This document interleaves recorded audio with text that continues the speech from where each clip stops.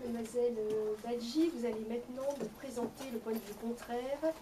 Faut-il perdre la tête et vous plaidez contre? Cher jury, chers contradicteurs, cher auditoire, bonjour. Perdre la tête est une chose, la retrouver en est une autre. La tête est, selon la définition du Larousse, l'extrémité supérieure du corps humain, composée de la bouche, des principaux organes sensoriels et, pour certains êtres humains, d'un cerveau. La perte est quant à elle la dépossession d'un profit ou d'un avantage. En conséquence, perdre la tête, c'est perdre la raison, c'est perdre toutes ses facultés mentales. C'est le cas de la victime Danny Briand, qui a perdu la tête depuis qu'il a vu Suzette. C'est un événement troublant qui provient généralement d'un amour, d'une rencontre désastreuse avec un Allemand qui fait tourner la tête, Alzheimer. Ce n'est pas un événement naturel, nous ne naissons pas en ayant perdu la tête. Nous ne naissons pas en ayant perdu la tête, c'est une abomination de la vie qui conduit ses victimes à commettre des actes atroces sans même en prendre conscience, dans les cas les plus extrêmes. Teddy Daniels, personnage principal du film Shutter Island, a perdu l'entièreté de sa raison au point de ne plus pouvoir faire la différence avec la réalité. Conséquence, il a été torturé.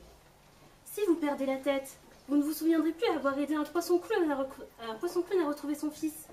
Si vous perdez la tête, vous enverrez des photos érotiques de vous à un ministre de l'économie et des finances. L'écrivain César Pavese disait « Pourquoi est-il déconseillé de perdre la tête ? Parce que, alors on est sincère. » Non ! Mentons ! Mentez ! Soyez des menteurs ! Ne soyez pas sincères et gardez toute votre tête. L'autre sens de cette expression est la décapitation. La décapitation était utilisée en Grèce antique et à Rome dans le but d'envoyer un message. En France, des milliers de personnes ont été victimes de la décapitation sous la Révolution française, dont les célèbres Marie-Antoinette et Louis XVI. Tête in peace.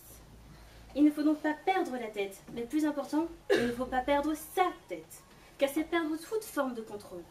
L'exemple le plus prenant est celui du cavalier sans tête du film Sleepy Hollow réalisé par Tim Burton.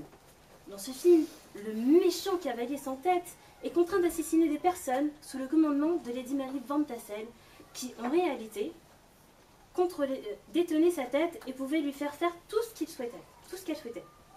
Oui, désolé pour le spoiler, vous pourrez engager ma responsabilité civile pour préjudice moral. La sculpture bretonne, Petite Dame de Brélès, a été victime d'une décapitation en 2005. Ne vous inquiétez pas, on a pris de ses nouvelles, elle a réussi à retrouver sa tête et toutes ses facultés mentales. Donc sans la tête, le corps n'est qu'esclave. Mais pouvez-vous vous imaginer dans un monde où vous ne pourriez pas faire de coup de boule lors d'une finale de Coupe du Monde, où les couples ne feraient plus des tête-à-tête mais des corps à corps, où l'on ne pourrait plus porter de bonnet ni même écouter de musique, où les hommes aux cheveux longs ne pourraient plus exhiber leur queue de cheval mais leur queue tout court, où les femmes ne pourraient plus exercer l'art du contouring, ce qui mènerait à réaliser que les sœurs Kardashian sont en réalité les frères Bogdanov, où les selfies n'existeraient pas. Pouvez-vous également vous imaginer dans un monde où il n'y aurait pas de tête de mule, de tête de turc, ni même de tête de Hollande? Non, car vivre sans tête, c'est vivre sans personnalité. Alors tout cela est bien triste, bien malheureux. Et après vous avoir démontré les raisons pour lesquelles il ne faut pas perdre la tête, voici quelques techniques afin de retrouver sa petite pomme, issue du livre « Retrouver sa tête pour les nuls ». Vous pouvez poster un message sur Doctissimo comme la plupart des gens dépressifs sur cette planète. Vous pouvez tenter de la chercher. Vous pouvez, en dernier recours, déposer une annonce sur le Bon Coin, mais sachez que ce n'est ni échangeable ni remboursable. Lorsque vous aurez retrouvé une tête, vous pouvez vous rendre en Chine, payer un billet d'avion qui vous aura coûté les yeux de la tête, où aura lieu pour la première fois en 2017 la toute première transplantation de tête humaine. Et je mets ma tête à couper que ce sera un succès. J'aimerais vous dire que perdre la tête est une chose bénéfique à l'instar de mon contradicteur, mais cela signifierait qu'on aurait tous les deux tort.